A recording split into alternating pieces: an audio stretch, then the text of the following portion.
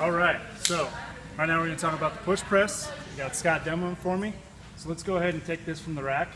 Notice how when Scott's approaches, he gets underneath it and he gets that bar on his rack. He's got his feet underneath him. He's not in like a split stance. All right, and then stands straight up, takes a couple steps back from the rack.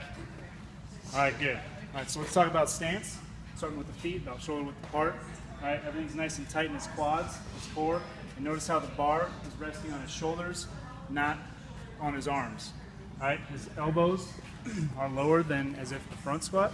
All right, you want those real high in the front squat. For any pressing movements, we want them down low, slightly in front of the bar, maybe 45 degrees. All right, so this push press initiates with a slight dip in the hips and the knees. All right, he's gonna drive his hips back and a slight dip in the knees. Notice how his knees aren't coming in. There's a lot of tension going out. All right, what we want to avoid here is driving those knees too far forward over the toes, okay, or the chest really dropping. All right, so we want to keep everything in the torso nice and upright. All right, so a good solid dip, and then just kind of stand slow.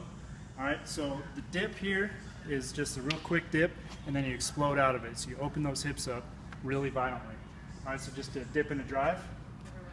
All right, notice how that bar pops up off of the shoulders. That drive is getting that bar initiated, and then you just finish with a press. Go ahead and do a full. All right, notice how he does the triple chin, moves his face out of the way of the bar. He's not moving the bar around his face. All right, can you give me like 3 good reps? Good, nice quick dip, explode at the hips, and straight up.